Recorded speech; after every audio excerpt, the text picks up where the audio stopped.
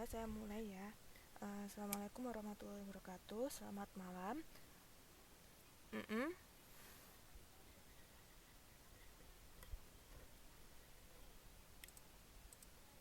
Iya, oke oke. Udah ya. Udah saya buka semuanya. Ya, kali ini kita ada di pertemuan kelima, pendidikan kewarganegaraan. Kalau minggu kemarin kan kita sudah IPS, untuk minggu ini PKN. Jadi 2 minggu ini PKN. Nanti minggu ketiga ada IPS. Terus kemungkinan nanti ada UAS juga, eh, untuk IPS sama PKN-nya. Ini di minggu ke 5 ini sebenarnya kan pertemuan ke-6 ya, karena kemarin sempat di KDI TTM, cuman yang pertemuan online-nya ini pertemuan kelima. Ini kita akan membahas bab 4, pelaksanaan demokrasi khususnya di Indonesia.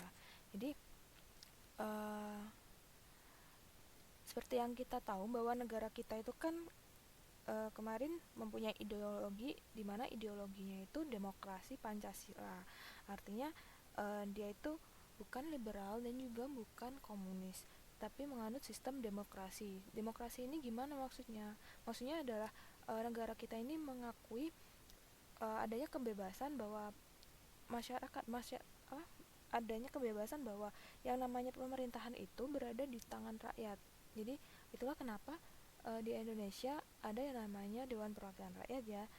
Nah, kemudian kita juga menganut demokrasi yang bersifat Pancasila, karena memang Pancasila ini merupakan ideologi yang uh, digagas oleh para pendahulu kita dan dinilai sangat layak untuk dijadikan ideologi di Indonesia. Karena memang kalau misalnya ditilik dari sejarahnya, bangsa Indonesia itu sudah mengenal poin-poin yang ada di Pancasila.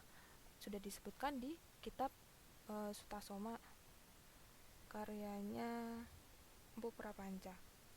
Nah, ini di sini kita akan membahas lebih lanjut tentang pelaksanaan demokrasi yang ada di Indonesia.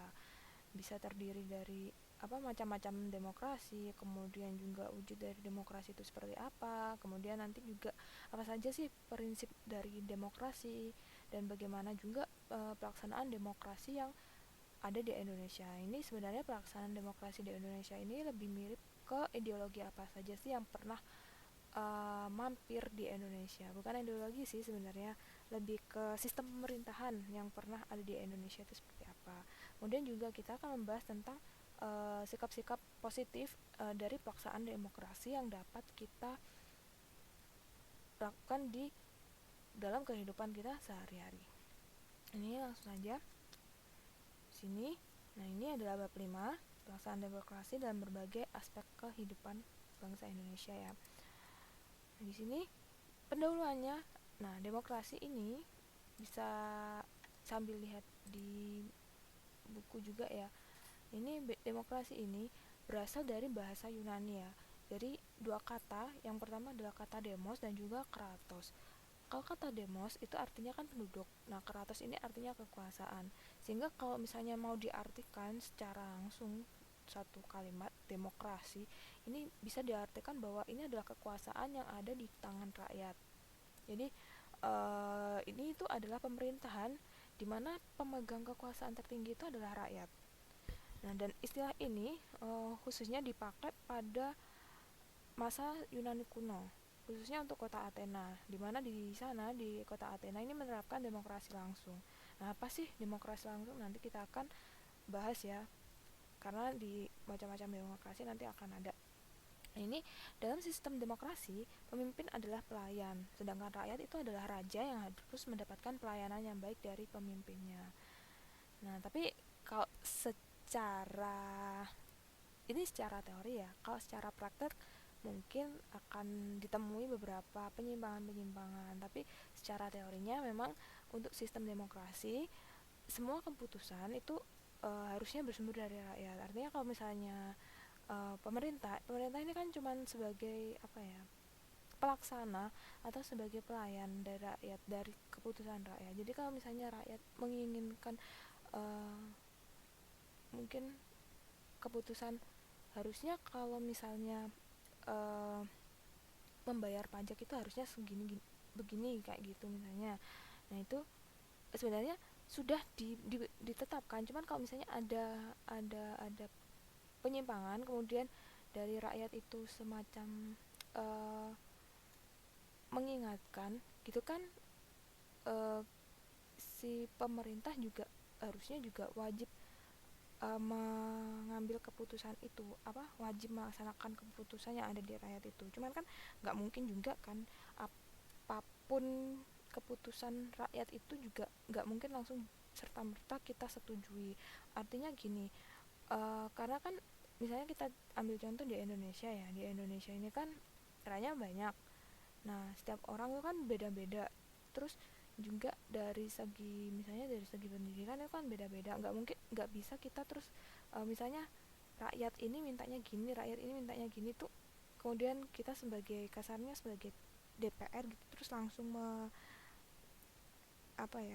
mengamini atau mengiyakan keputusan rakyat itu juga nggak bisa kan, karena kita memang sudah ada tatanan-tatanan hukum, tatanan-tatanan sistem pemerintahan, di mana kemarin kan sudah sempat dibahas bahwa kalau misalnya kita mau mengajukan uh, undang-undang, misalnya presiden mau ngajuin undang-undang kan juga tetap harus dimusyawarahkan, kemudian nanti apakah pihak DPR-nya itu oke apa enggak kayak gitu kan, ya MPR-nya nanti yang akan bagian mengawasi hal ini. Tentunya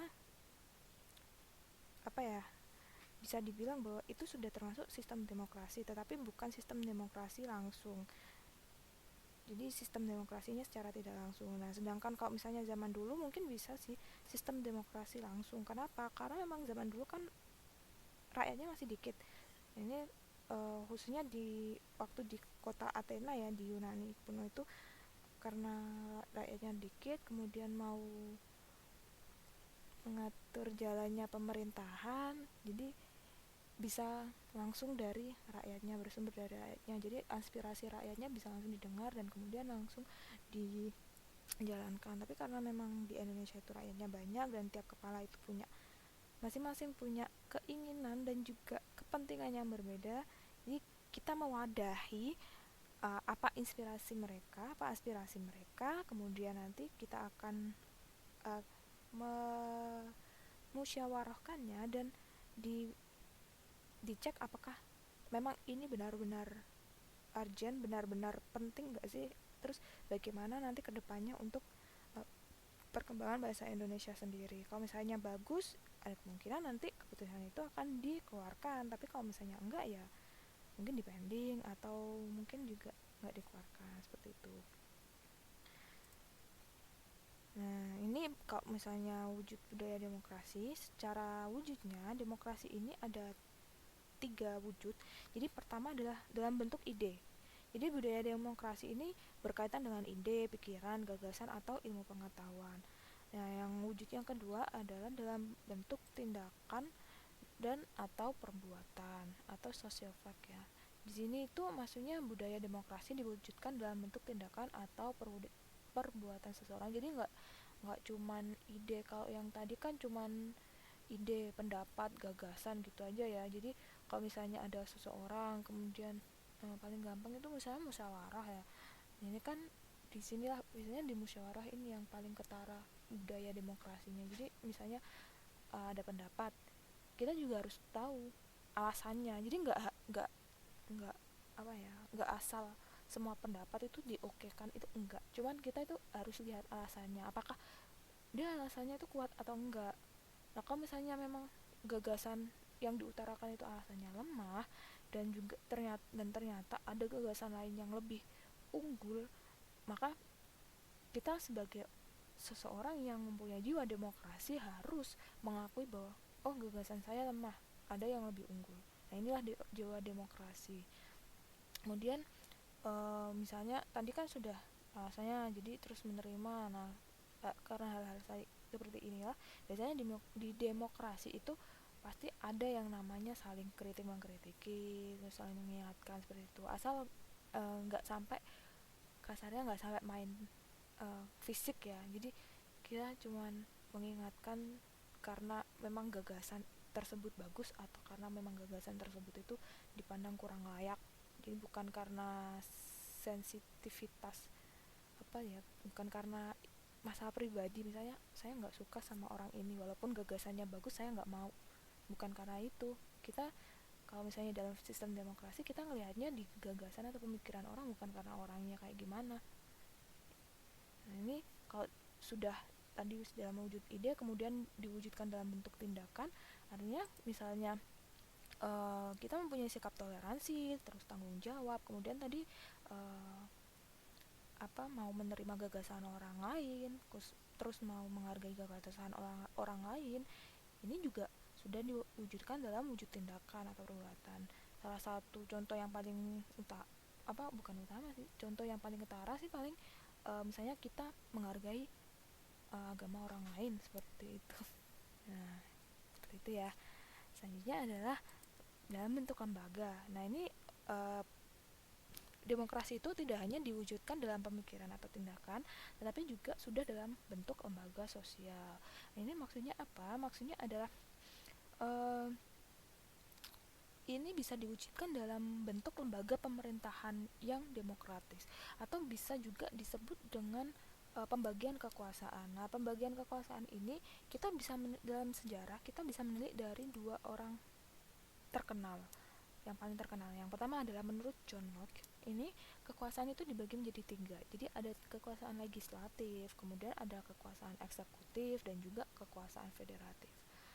Kalau legislatif itu adalah pihak yang merumuskan atau membuat undang-undang. Kalau di Indonesia ini adalah DPR ya, jadi dia merumuskan kemudian membuat undang-undang, maupun sekarang juga presiden itu bisa mengajukan, tapi tetap nanti yang akan merumuskan dan membuat undang-undangnya menjadi goal itu bagian legislatifnya atau DPR-nya.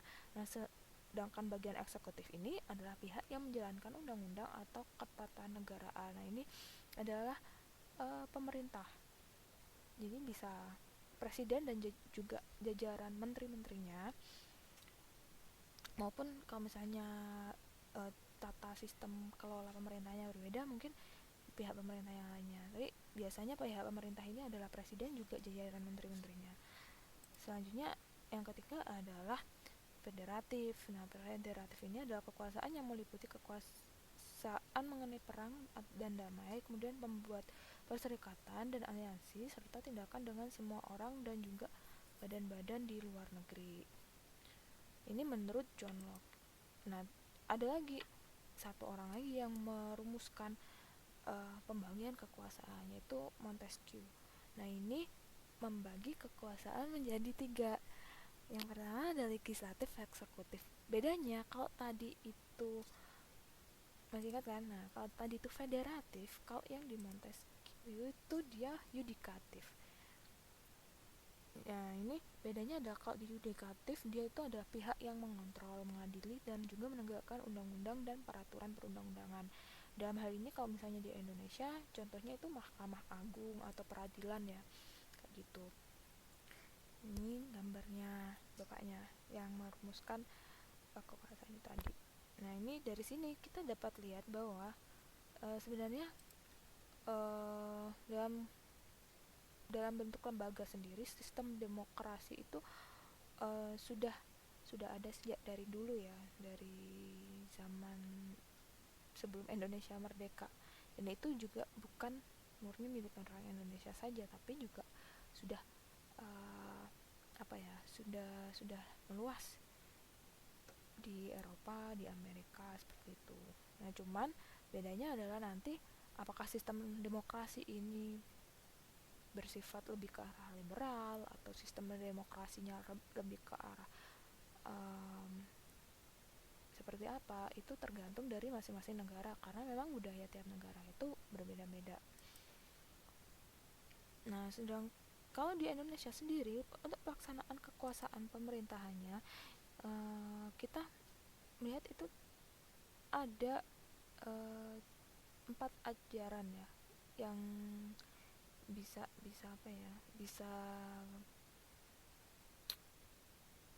yang apa ya, pembagian kekuasaan pemerintahan yang sekiranya bisa dipraktekkan kayak gitu ya.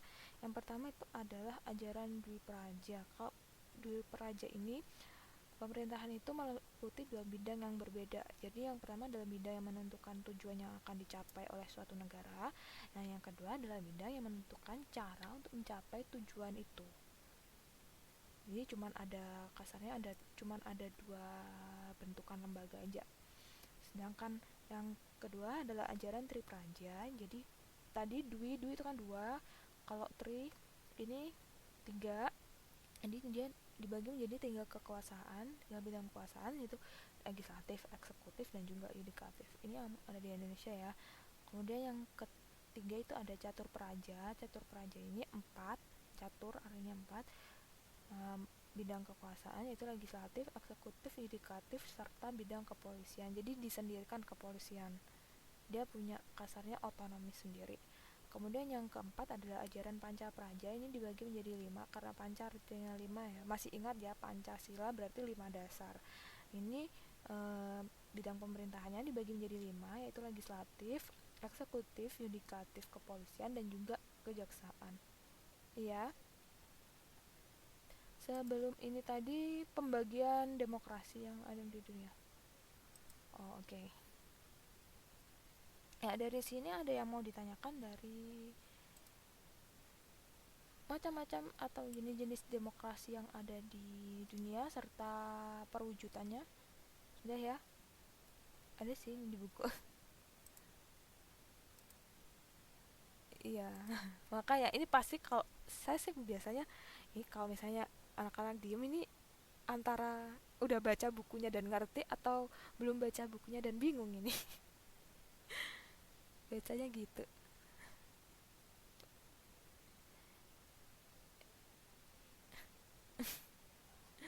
Iya, iya.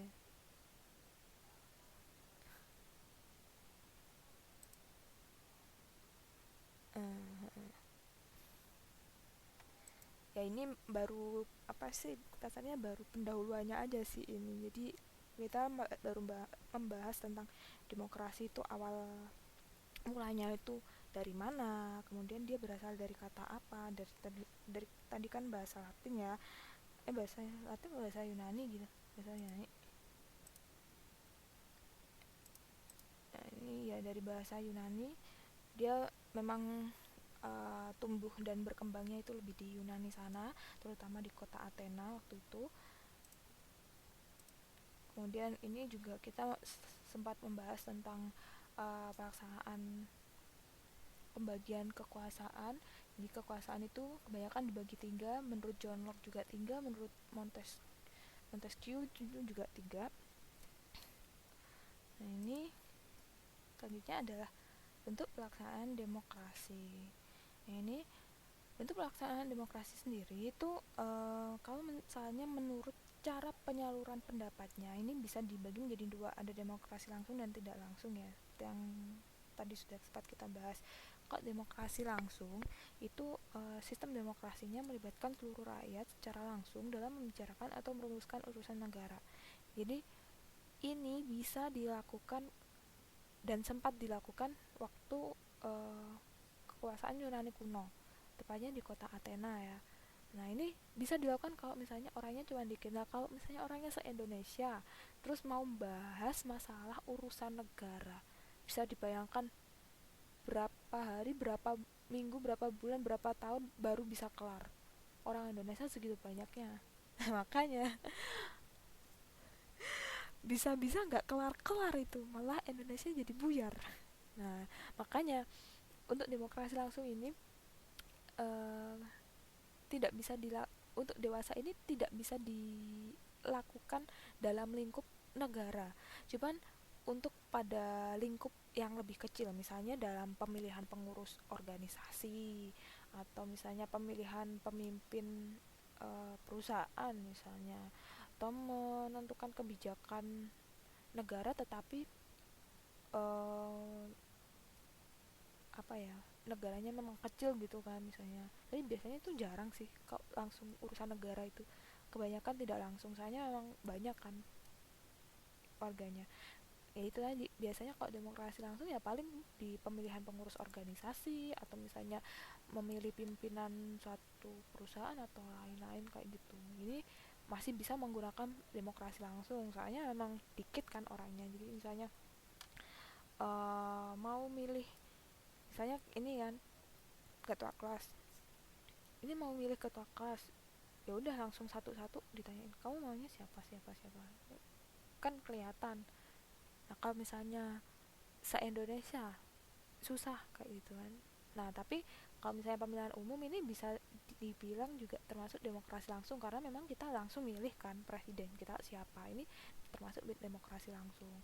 Cuman untuk masalah pembentukan peraturan perundang-undangan atau misalnya penentukan kebijakan negara itu udah kita serahkan pada wakil rakyat. Nah inilah Indonesia menerapkan juga demokrasi tidak langsung atau demokrasi perwakilan, karena ini memang sistem demokrasi yang dilakukan ketika rakyatnya itu menyalurkan aspirasinya melalui lembaga perwakilan yang anggotanya dipilih oleh rakyat. Nah kan waktu dulu pemilu itu kan nggak cuma sekali milihnya, nggak cuma milih presiden, tapi berkali-kali sampai saya juga bingung, ini yang siapa, ini yang siapa, ini yang siapa juga gak kenal. Nah ini karena memang banyak ya, ada wakil rakyat waktu itu, ada DPD, ada DPRD, ada DPR, mas gak tau lah itu, banyak itu. Nah ini di pemilihan waktu kita milih itu adalah pemilihan secara langsung, demokrasi langsung ya, karena langsung dari aspirasi kita.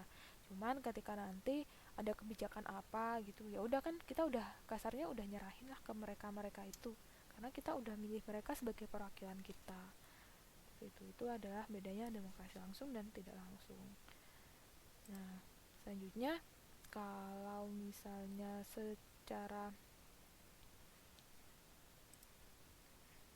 ini, secara ideologi yang dijadikan landasan demokrasi ini ada beberapa juga. Tepatnya kalau yang di sini di buku ini dibahasnya ada 3 macam. Yang pertama adalah demokrasi liberal. Ini berasaskan ideologi liberalisme dan banyak digunakan di Eropa Barat khususnya dan juga Amerika Serikat. Nah, ciri pokoknya adalah negara itu memberikan kebebasan individu yang utuh. Negara memberikan kebebasan berpolitik sesuai hati nurani masing-masing individu. Nah, ini apa ya, bebas juga mendirikan partai politik asal pendukungnya itu memadai dan juga tidak mengganggu ketertiban umum serta keselamatan negara dan juga bangsa. Ini banyak apa yang istilahnya prinsipnya itu yang banyak atau yang mayoritas lah yang akan memenangkan persaingan.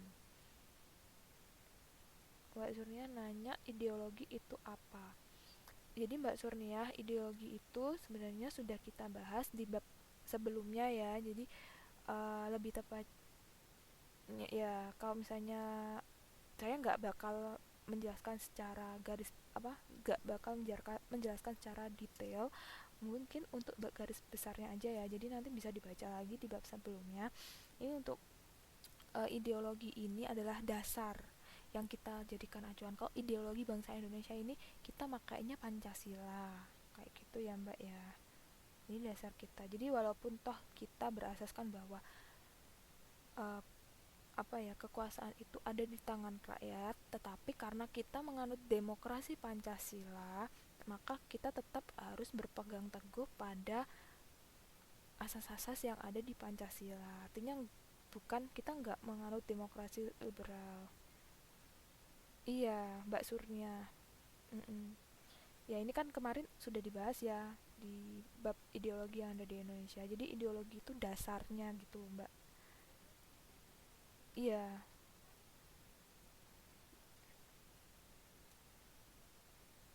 Ya, jadi nanti bisa dibaca lagi ya Mbak ya, kalau misalnya masih bingung. Kalau secara garis besarnya adalah dasarnya ya Mbak ya. Nah, selanjutnya ini tadi kan kalau liberal dia membebaskan individunya ya. Kok beda ini, kebalikannya dengan liberal adalah sosialis atau ala komunis. Jadi ini hanya didominasi dan dikendalikan oleh ideologi komunis. kemarin kita juga udah bahas ideologi komunis itu berarti dia berdasarkan punya dasar atau berasaskan komunisme, dimana menurut komunis ini bahwa apa ya, suatu negara itu akan dikatakan makmur jika sama rata sama rasa, kasarnya seperti itu. Nah kemudian di sini pemerintah dikendalikan oleh biro khusus yang dikuasai oleh partai komunis yang menguasai seluruh segi kehidupan. Nah ini kebanyakan ditetapkan di negara-negara yang berhaluan komunis seperti Cina, Korea Utara atau juga Kuba. Jadi ini apa ya? Dia itu kurang memberikan jaminan kebebasan individu. Jadi mungkin kalau misalnya sekarang saya kan juga belum pernah ini ya survei langsung ya. Cuman kalau demokrasi sosialis atau ala komunis ini, karena mereka tetap demokrasi, tetap bisa milih, misalnya di Rusia gitu, tetap bisa milih presiden siapa kayak gitu. Cuman kebebasan individualnya itu apa ya, dibatasi kayak gitu, nggak nggak nggak bebas menyuarakan aspirasinya. Mm-mm. Mm-mm.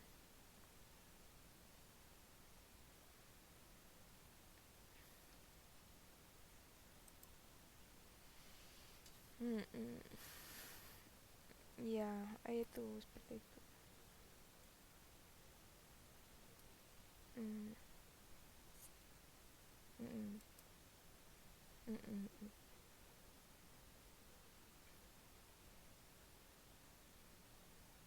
Mm-mm.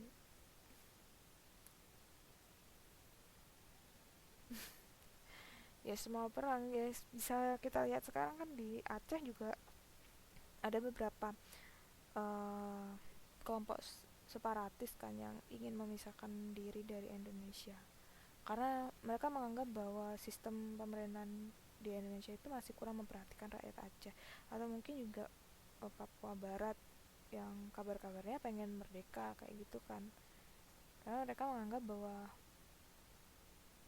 ya iya itu udah lama juga memang isu seperti itu. Nah ini ada kaitannya juga sih kalau misalnya kemarin ikut di IPS, makanya IPS sama PKN ini sebenarnya bisa dibilang juga saling saling terkoneksi ya. Kalau di IPS kemarin kan kita sempat bahas tentang masalah. Mm-mm, mm-mm. Ya kemarin kan kita sempat bahas waktu di IPS kan sempat bahas tentang pemerataan penduduk ya. Nah pemerataan penduduk ini sendiri kan pada akhirnya akan berpengaruh pada pemerataan fasilitas yang ada di suatu pulau, di suatu daerah. Nah di Indonesia itu kan tingkat pemerataan penduduknya itu kan masih kecil, masih lebih banyak orang yang tinggal di pulau-pulau besar kayak Jawa. Kemudian di Sumatera tuh emang udah mulai banyak sih, cuman gak sebanyak Jawa.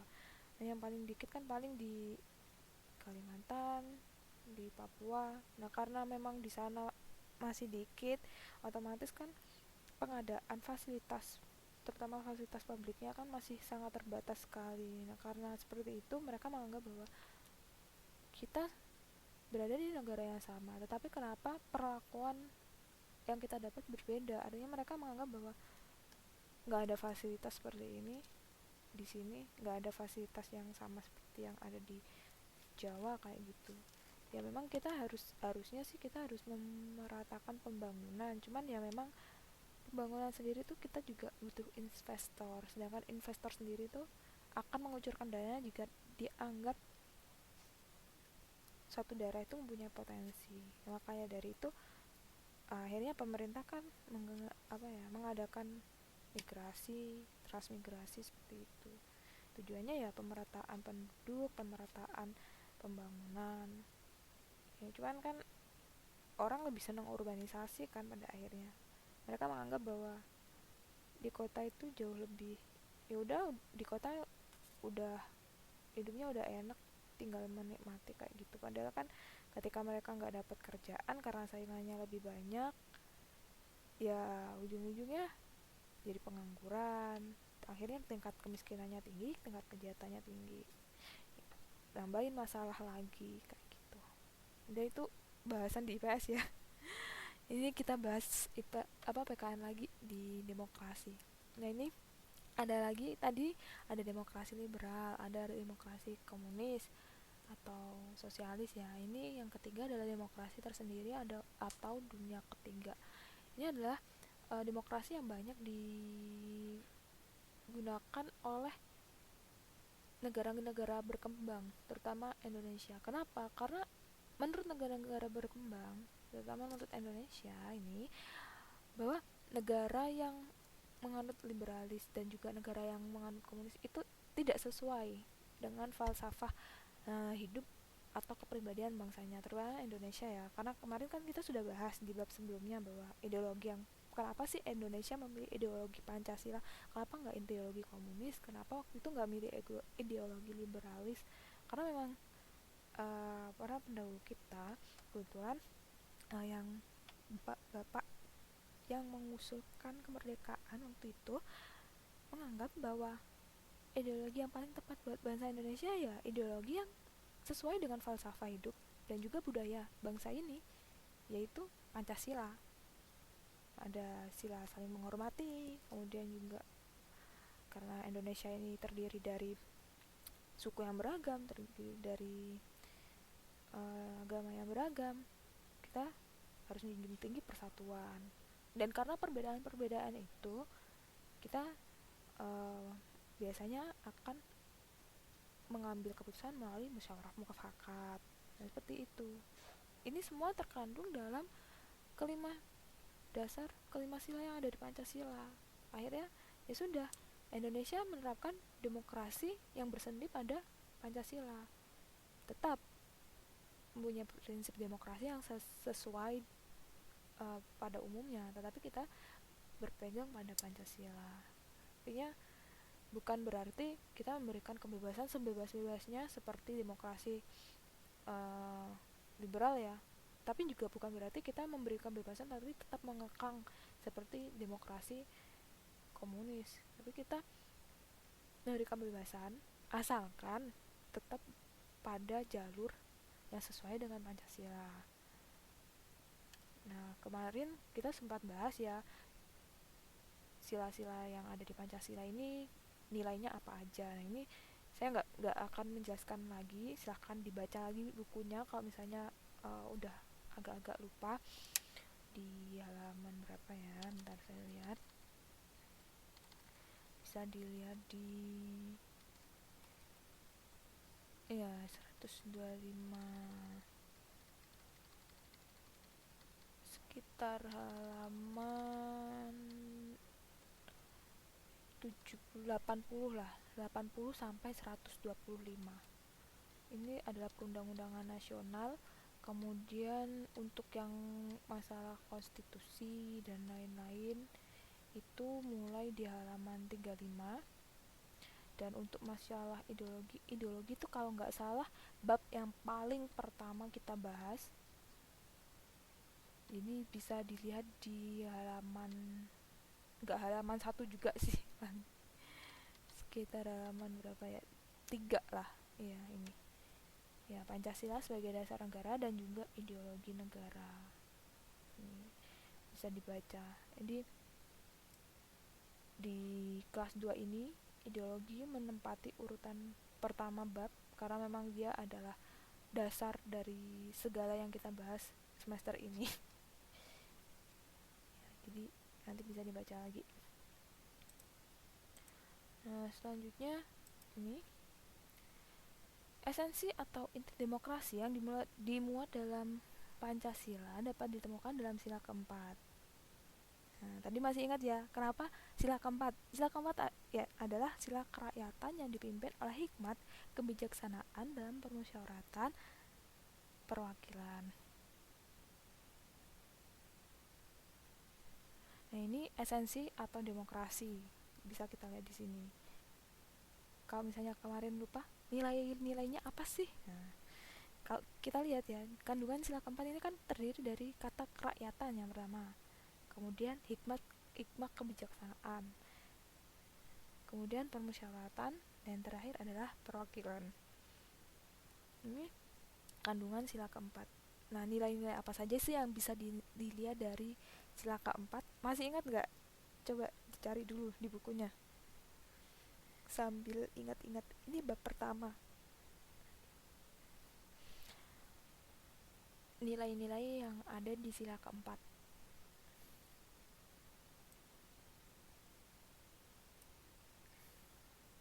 Iya, itu kan bunyinya nilai sila keempat.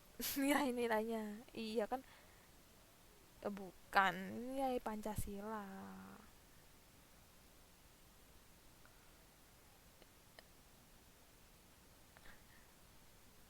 Heeh. Ini kan berhubungan dengan demokrasi yang sila keempat ini.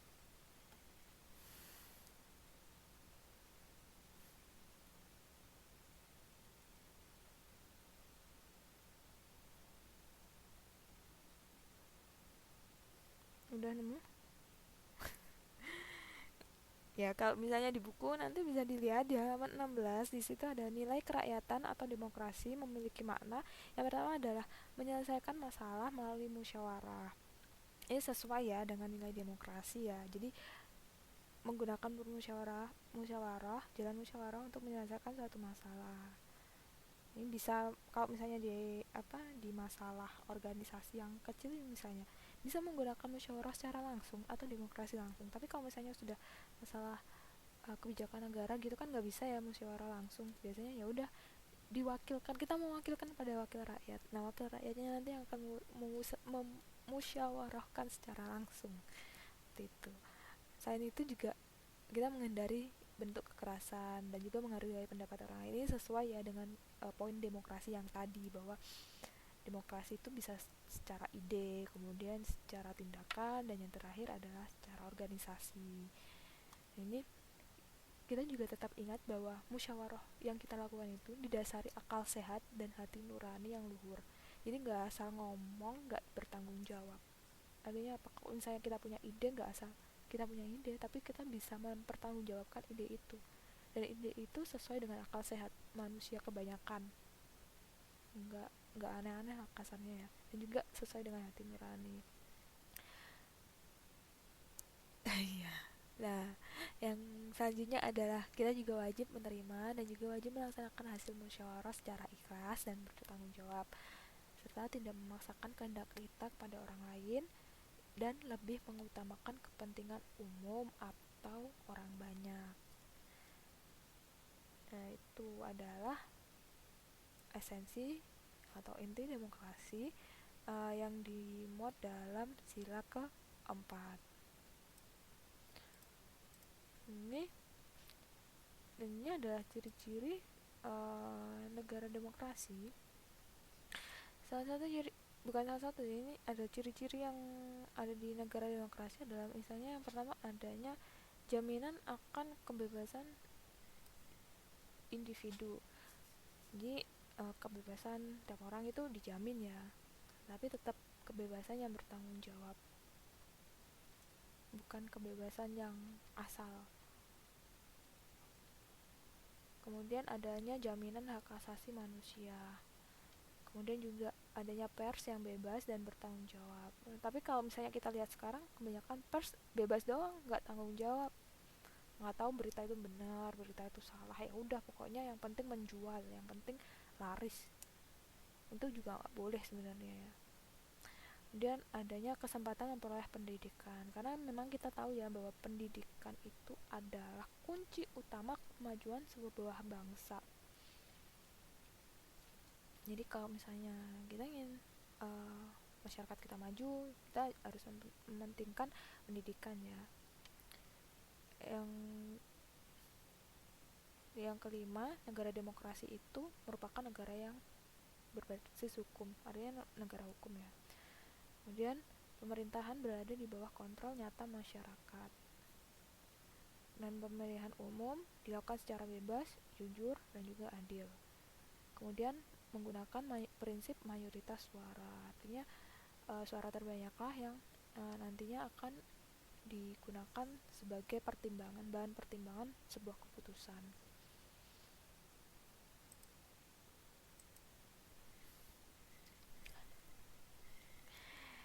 Nah, ini pentingnya kehidupan demokratis dalam bermasyarakat, berbangsa, dan bernegara. Kira-kira kenapa sih kehidupan demokratis itu penting bagi kita dalam bermasyarakat dulu lah? Kira-kira gimana? Kenapa?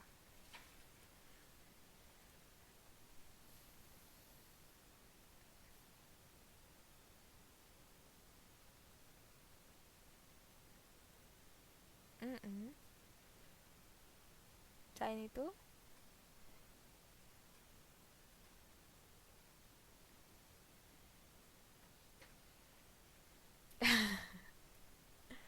lupa. Nggak apa-apa guys. Jadi sebenarnya prinsip demokrasi ini, apa pentingnya kehidupan demokratis ini bisa kita susun dari entitas yang paling kecil sebenarnya sebelum masyarakat adalah dalam bidang keluarga ya. Jadi kalau kita tahu ya, keluarga itu kan apa ya, entitas yang paling utama dalam masyarakat gitu. Jadi adanya kelompok masyarakat ini kan dibangun dari adanya keluarga. Nah, kemudian dari bermasyarakat kita hidup berbangsa, dari berbangsa kita bernegara. Dan jika di dalam keluarga itu sudah diwujudkan kehidupan yang demokratis, maka otomatis nantinya dalam bermasyarakat juga demokratis, berbangsa juga demokratis, akhirnya bernegara juga demokratis. Nah, misalnya contohnya ini, kehidupan demokratis yang ada di keluarga wes. Apa contohnya?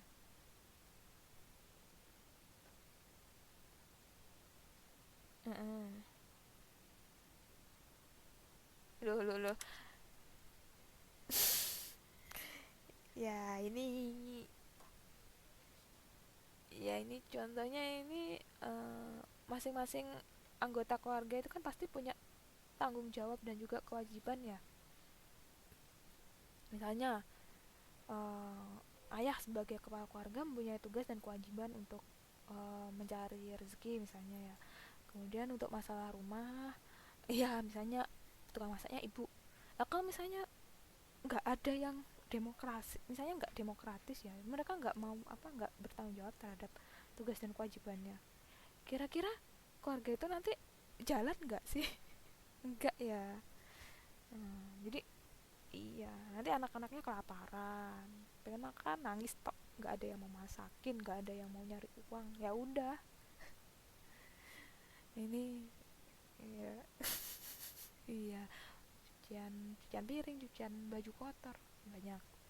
Ini di sini kita demokrasi ya biasanya. Jadi dengan meningkatnya rasa tanggung jawab terhadap tugas dan kewajiban karena adanya pembagian tugas itu tadi, maka uh, semuanya akan terlibat. Kemudian kalau misalnya semuanya bertanggung jawab, ya otomatis nanti kehidupannya terhindar dari perselisihan karena setiap masalah dapat diselesaikan dengan musyawarah. Terus dari masing-masing anggota keluarganya itu bisa saling memberikan motivasi, kemudian mereka juga merasa lebih dihargai ya sesama di kedudukannya dalam berkeluarga itu tadi. Jadi kan misalnya yang lebih tua itu menyayangi yang lebih muda, yang lebih muda itu menghormati yang lebih tua. Akhirnya nanti kasih sayang di antara sesama anggota keluarga itu meningkat dan komunikasinya akhirnya akrab dan harmonis karena memang ketika ada masalah ya udah diselesaikan dengan diomongkan, nggak dibatin. Kalau misalnya ada masalah terus dibatin, nggak diomongin, ada yang ngerti nggak kira-kira? Ya nggak ada. Makanya nah itu sebenarnya ah mm, apa.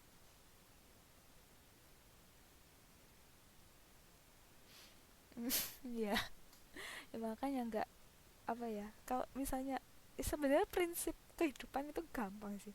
Kalau misalnya kita punya masalah ya udah diomongin, jangan dipendam, dibatin. Itu mau sampai lebaran monyet juga nggak bakal selesai kalau cuma dibatin. Iya. Ya adanya demokrasi ini kan biar kita bisa saling ngomong. Kalau ada pendapat apa ya udah diomongin. Kalau misalnya ada pendapat, si A pendapatnya kayak gini, si B kayak gini, terus si C nggak apa ya nggak setuju dengan kedua pendapat itu dan punya pendapat sendiri. Kalau misalnya dipendam gitu aja, lama-lama jadi sakit. Sakit hati. Iya, iya, makanya kan nggak enak kayak gitu, akhirnya kehidupannya nggak harmonis. Terus eh, apa ya, ada perselisihan, komunikasi juga nggak lancar. Makanya itu sebenarnya nggak. Mm-mm, mm-mm, mm-mm,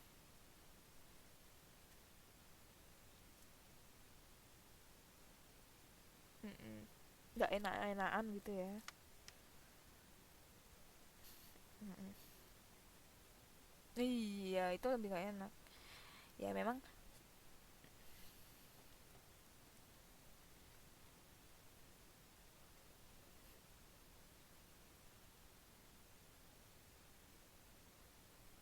Mm-mm, mm-mm, mm-mm, mm-mm.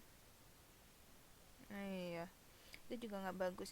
Jadi memang sih kalau misalnya kita memang tidak setuju dengan pendapat itu di muka umum dan kita nggak bisa menyampaikannya di muka umum, ya sudah, ketika berdua lah ngobrol, aku kurang setuju karena seperti ini, ya itu tadi, kita bisa mengutarakan pendapat kita, ide-ide kita, apa yang kita pikirkan, asal kita satu mau bertanggung jawab dengan pemikiran kita.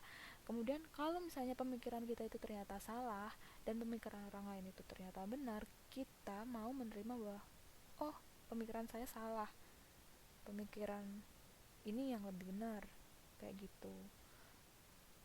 Sebenarnya kuncinya di situ, kunci dari demokrasi, tetap bisa diomongin.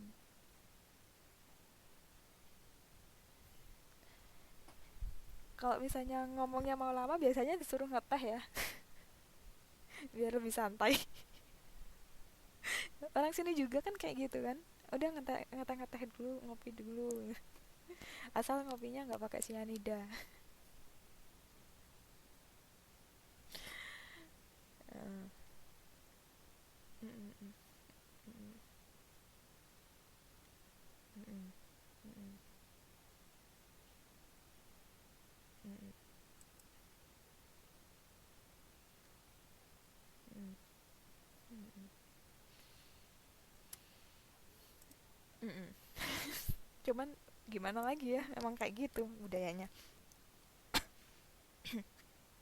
Mm, mm, mm.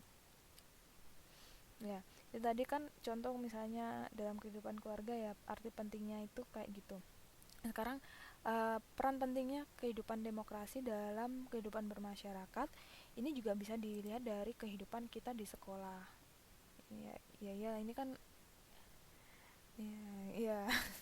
Kalau sekolah ini mungkin bisa di skip ya karena memang ini biasanya adik-adik gitu ya.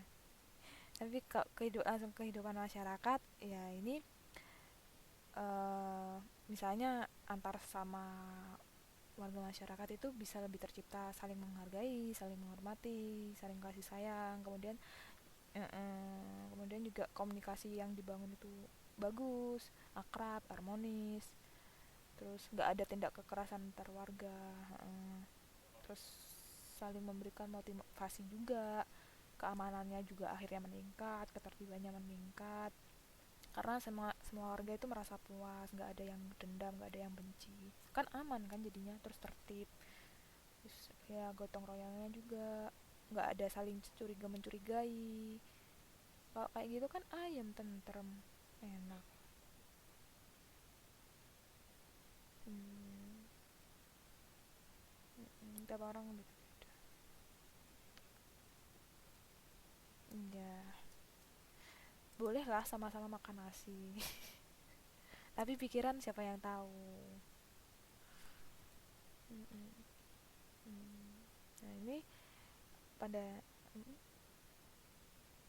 ya ini pada akhirnya nanti akan berimbas pada kehidupan demokrasi dalam berbangsa dan juga bernegara. Hampir sama juga sih, yang nantinya jika kehidupan bermasyarakat ini bagus, tentunya kan dalam berbangsa dan bernegara juga bagus.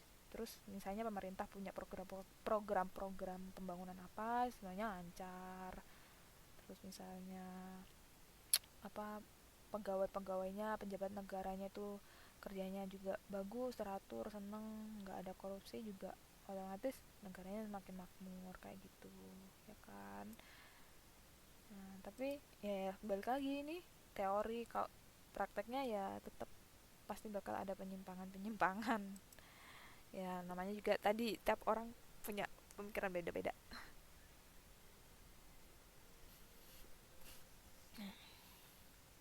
Mm-mm. Jadi sebenarnya prinsip demokrasi itu untuk semua orang, tidak memandang itu kaya, tidak memandang miskin, orang kota, orang desa, terus nggak memandang status pekerjaan, gender. Itu demokrasi itu untuk semua masyarakat. Di kehidupannya yang demokratis itu merupakan kehidupan yang didasari oleh prinsip-prinsip demokrasi di segala bidang kehidupan, baik itu bidang politik, ekonomi, sosial, kebudayaan, maupun juga bidang pertahanan keamanan. Dan ini berlaku untuk semua lapisan masyarakat. Ingat ya, semua lapisan masyarakat, nggak cuman orang kaya tok gitu, nggak. Oke, semua orang. Well, sikap positif terhadap pelaksanaan demokrasi dalam berbagai kehidupan. Jadi bentuk dukungan dan partisipasi warga negara ini terhadap pelaksanaan demokrasi ini dapat dilakukan dengan jalan memiliki sikap positif terhadap pelaksanaan demokrasi. Ini khususnya dalam berbagai bidang kehidupan. Nah, misalnya seperti apa? Ini pertanyaannya, apa sajakah sikap positif yang dapat kita lakukan sebagai bentuk pelaksanaan demokrasi? Jadi, pelaksanaan demokrasi ini baik di lingkungan keluarga, di lingkungan sekolah, di lingkungan masyarakat, di lingkungan berbangsa maupun juga bernegara. Ini masih pasti banyak kan sikap positif yang dapat kita lakukan. Ini contohnya apa aja? Ini yang kayaknya yang aktif cuma Mbak Siti aja. Ini lainnya kemana ya?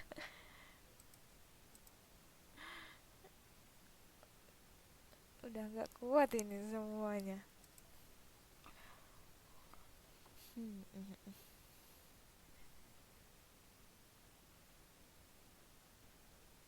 Mm, mm. Ya mungkin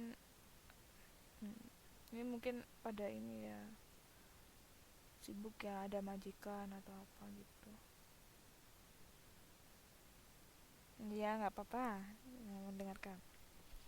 Jadi sikap positif ini, misalnya kalau misalnya di keluarga ya, menghargai pendapat anggota keluarganya, terus tidak memaksakan kehendak, walaupun toh misalnya kita sebagai saudara yang paling tua misalnya nggak memaksakan kehendak kita pada adik-adik kita, atau misalnya kita sebagai orang tua tidak memaksakan kehendak kita pada anak-anak kita.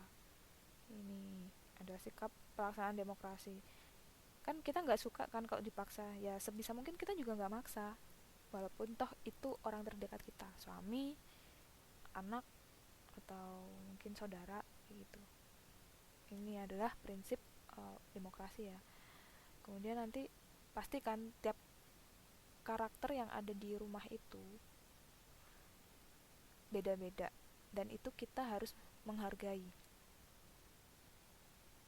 Ujungnya kita bisa saling menyayangi semua anggota keluarga. Kemudian kalau misalnya ada masalah apa atau ada tugas apa, kita bisa memusyawarahkannya untuk membagi tugas itu atau menyelesaikan masalah itu. Jadi nggak diam-diaman, ada masalah apa di rumah diam-diaman, jadi saling diomongkan. Terus misalnya kan nggak mungkin juga tugas kayak tugas di rumah itu dibebankan pada si ibu semua, walaupun toh mungkin ayahnya udah sibuk nyari uang gitu, tapi kan tetap ketika balik ke rumah juga mungkin masih ada beberapa hal yang nggak bisa dihandle oleh ibunya ya. Jadi misalnya mau ada pembagian tugas, misalnya beres-beres kamar mandi siapa, terus misalnya beres-beres tempat tidur, setiap yang tidur di, maksudnya setiap yang punya kamar wajib beresin kamarnya, jadi semuanya nggak dilakuin satu orang. Nah, ini sudah termasuk dalam demokrasi, dimusyawarahkan dalam pembagian kerjanya. Selanjutnya misalnya kalau yang sikap positif demokrasi di lingkungan sekolah ya paling apa ya, tidak membedakan teman kayak gitu, terus musyawarah, pemilihan pengurus OSIS, kayak gitu ya termasuk. Terus menghindari pemaksaan, misalnya mau milih ketua kelas gitu, kamu harus milih si A ke awas, kalau nggak milih si A itu nggak boleh. Kita demokrasi, setiap orang punya ya setiap orang itu punya pilihan masing-masing, biarkan mereka memilih mau milih siapa, terserah. Walaupun toh pertimbangannya mungkin, oh saya mau milih si A soalnya dia cantik kayak gitu, ya udah itu terserah dia, dia pengennya milihnya kayak gitu. Mungkin yang lain punya pertimbangan sendiri, misalnya oh si A ini bertanggung jawab, di samping dia cantik dia bertanggung jawab kok, ya udah milih dia aja gitu. Ya nggak apa-apa, terserah alasan pemilihannya apa, pokoknya bisa dipertanggungjawabkan. Selanjutnya adalah sikap positif yang ada di masyarakat. Tadi kan udah keluarga, sekolah, sekarang masyarakat. Ini misalnya kita membiasakan melakukan kasarnya pemilihan ya, pemilihan umum. Misalnya dalam hal memilih ketua organisasi Karang Taruna, misalnya kita melakukan pemilihan umum kayak gitu. Terus ya pemilihan RT RW atau lurah camat apa sih gitu. Terus sebisa mungkin juga tidak melakukan bentuk kekerasan pada orang lain. Yang paling penting adalah tidak mencampuri urusan pribadi orang lain. Ya itu udah termasuk demokrasi. Saya kan kalau misalnya sekarang kan apa ya, bahasa kerennya kepo kan, orang-orang pada kepo ya, mau ada apa ya, kasarnya mau ada hajatan itu yang tahu itu udah sampai satu desa udah tahu semuanya, hajatannya belum berlangsung. Itu udah saking keponya. Iya, yang paling ini sih biasanya kalau misalnya masalah gosip-gosip ini. Nah, ini ibu-ibu ini harus diperhatikan biar tidak terjerumus ya. Iya, ini biasanya ibu-ibu gosip, sosialitas. Jadi biasanya itu yang paling sering saya temuin, nggak saya sih yang nemuin sebenarnya. Yang paling sering terjadi di masyarakat itu misalnya ada yang kasarnya satu orang utang ke orang lain, itu yang tahu udah satu desa, utangnya berapa, mau dibalikinya kapan, itu udah tahu semua. Itu nggak boleh kan. Iya.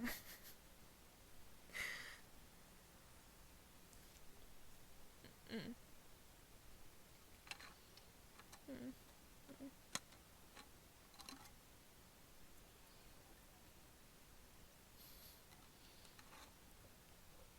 udah pengumuman di masjid ya. Udah nempel-nempel pengumuman. Iya ini. Hmm.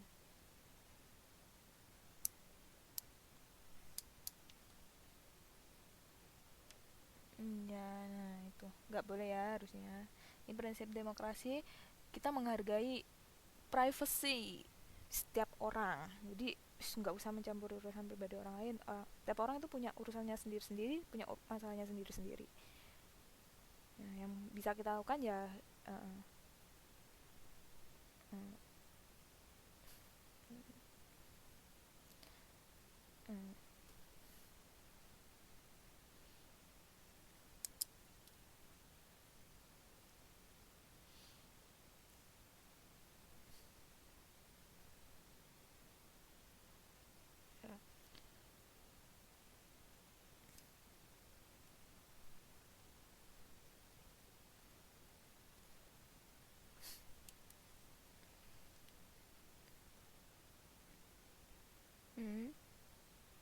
Ya. Eh,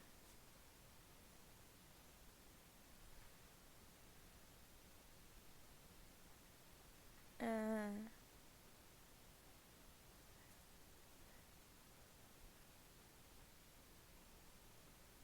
iya. Hmm, hmm. Selain itu, salah satu contoh lainnya adalah kita dengan menyelesaikan masalah yang ada, tetap dengan mengutamakan kesepakatan atau musyawarah, dan juga karena kita hidup bermasyarakat, otomatis kita bersedia dong hidup bersama dengan semua warga tanpa kita membeda-bedakan. Kan karena memang setiap orang itu kan beda-beda, baik itu dari mungkin dari rasnya, kemudian dari agama, dari latar belakangnya juga beda-beda, setiap pemikiran orang juga beda-beda. Ini kita bersedia hidup dengan semua orang itu tanpa beda-bedain gitu. Mm. Ini nah, mm-mm. Nah tadi kalau misalnya tadi kan kita sudah mengutarakan pendapat lewat musyawarah. Nah kita juga tetap ingat kalau misalnya dalam musyawarah itu kan pasti setiap orang punya pendapat yang beda-beda. Nah kita tidak boleh merasa benar atau merasa pendapat kita yang paling yang harusnya menang, pendapat kita yang harusnya paling benar dalam bicara dengan orang lain. Nah ini ada korelasinya dengan kita juga bersedia mengakui kesalahan diri kita jika kita memang salah. Jika ada pendapat lain yang lebih benar, ya udah kita mengakui bahwa pendapat lain itulah yang lebih benar, pendapat kita kurang benar. Dan kita juga mengakui persamaan hak dan juga kewajiban di antara setiap warga masyarakat. Jadi tadi di lingkungan RT RW kan pasti ada hak dan kewajiban masyarakat lingkungan RT RW tersebut ya. Itu kita wajib mengakui persamaannya. Jadi walaupun toh di RT RW itu kan pastinya ada yang kaya, ada yang sedang-sedang aja, ada yang kurang mampu. Itu kan tetap hak dan kewajibannya tetap sama. Sebenarnya kalau misalnya sikap ini sudah diterapkan dalam kehidupan bermasyarakat, kedepannya bisa diterapkan dalam kehidupan bernegara. Nah ini misalnya kita apa ya lebih dewasa dan ikhlas kalau misalnya ada kesalahan atau kekalahan, kemudian kita pada akhirnya juga bisa lebih taat hukum ya. Jadi kalau misalnya ada peraturan peraturan perundang-undangan kayak gitu, terus tidak saling menghujat, nggak memfitnah, atau pun juga tetap misalnya ada permasalahan dalam kenegaraan itu tetap diselesaikan secara musyawarah kayak gitu. Nah, selain itu uh, perilaku positif yang lain misalnya juga kita menggunakan hak pilih kita dengan sebaik-baiknya. Jadi apa ya, kita kan dapat hak pilih presiden misalnya, kita bisa menggunakannya sebaik-baiknya. Kalau bisa ya jangan golput. Kemudian juga menyampaikan pendapat kita atau gagasan kita terhadap pembangunan, khususnya kebijakan yang berhubungan dengan kebijakan publik ya. Kemudian juga kalau misalnya ada pejabat atau pemimpin negara yang sudah terpilih ya kita wajib menghormatinya, nggak terus menerus mengkritik dan menghujat. Oh mengkritik mungkin bisa sih, cuman jangan sampai menghujat kayak gitu.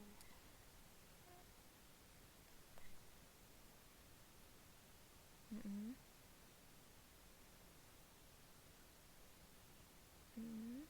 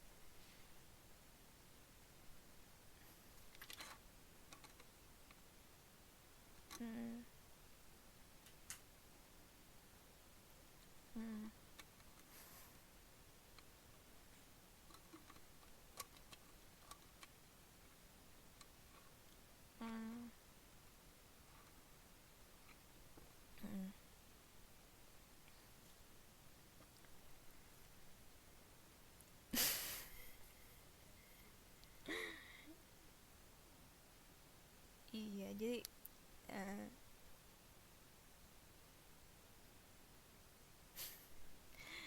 ya berarti masih kurang ini ya, demokratis ya. Harusnya, iya, harusnya bisa lebih menghargai perbedaan pendapat yang ada di sekitarnya. Terus juga tidak, itu kan seolah-olah memaksakan bahwa dirinya aja yang benar, orang lain yang salah. Itu juga nggak bisa seperti itu. Mm-mm.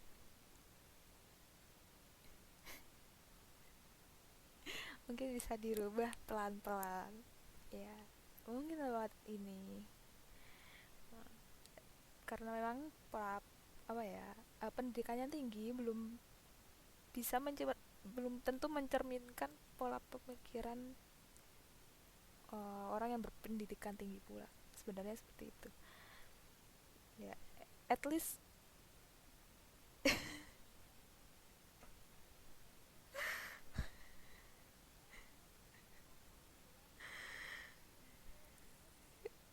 saya juga nggak tahu kalau itu.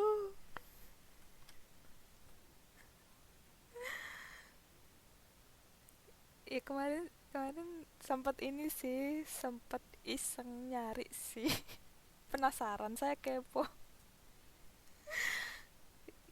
Iya, iya.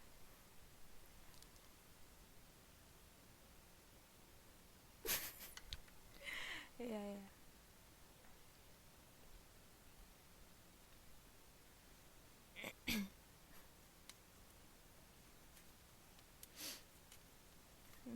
Ya,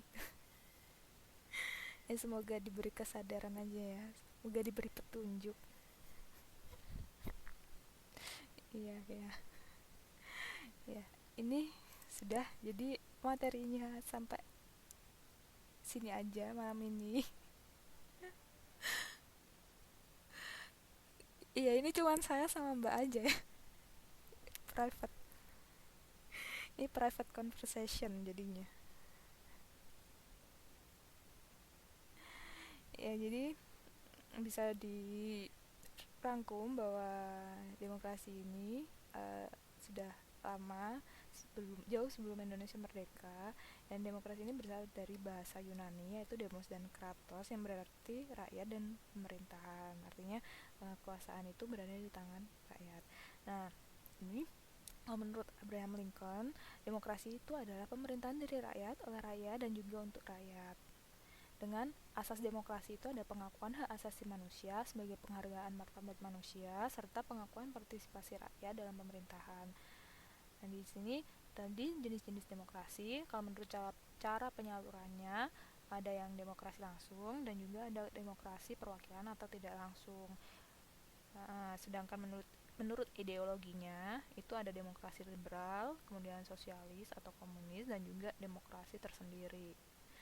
Indonesia menganut demokrasi tersendiri ini, lebih tepatnya menganut demokrasi Pancasila. Kemudian menurut John Locke itu di sini seorang negarawan Inggris, dia membagi kekuasaan itu di 3 bidang, yaitu legislatif, eksekutif, federatif. Hampir sama dengan Montesquieu, dia membaginya dalam 3 bidang, bedanya legislatif, eksekutif, dan yudikatif. Itu ya, poin utamanya di situ. Nah, sini udah ada. Sudah. Udah kok. Udah. Iya, iya. Ah, iya. Ya di sini. Dan nanti kalau misalnya ada yang ditanyakan atau didiskusikan bisa langsung PM aja ya. Mungkin Mbak Surnia tadi masih masih bingung soal ideologi, mau nanya-nanya lagi nggak apa-apa, di PM aja. Ya, terima kasih. Iya, terima kasih atas kehadirannya malam ini. Walaupun cuman berberapa ini, bertiga, berdua, nggak apa-apa. Ya, selamat malam, selamat beristirahat, semoga bermanfaat. Assalamualaikum warahmatullahi wabarakatuh.